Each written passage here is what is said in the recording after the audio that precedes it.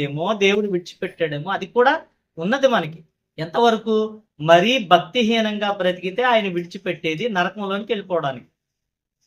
అంతేగాని నమ్ముకోలేదని కక్ష తీర్చుకునే దేవుడు కాదు. నమ్ముకోవడానికి అవకాశాలు ఇచ్చే దేవుడు. నష్టపోతున్న కొద్దీ లాభాన్ని కళ్ళ ముందు చూపించే దేవుడు. కోల్పోతున్న కొద్దీ సమృద్ధిగా కృపను అనుగ్రహించే దేవుడు వినియోగించుకోవడానికి. నేను వినియోగించుకోను అంటే అది మనమే నష్టపోతున్నట్టు సుమ్మ. దేవుళ్ళో ఎక్కడ పక్షపాతం కనపడదు. ఆ విషయం మనకు అర్థం కావాలి.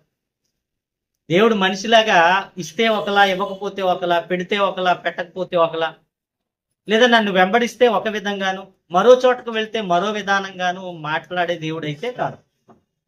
ఇక్కడ జరుగుతున్నదంతా మనుషుల్లో లోపాలను దేవుని మీద చూపిస్తున్నారు అనేది మన బాధ. మొదటి నుండి లోపం ఉన్నది మనిషిలో.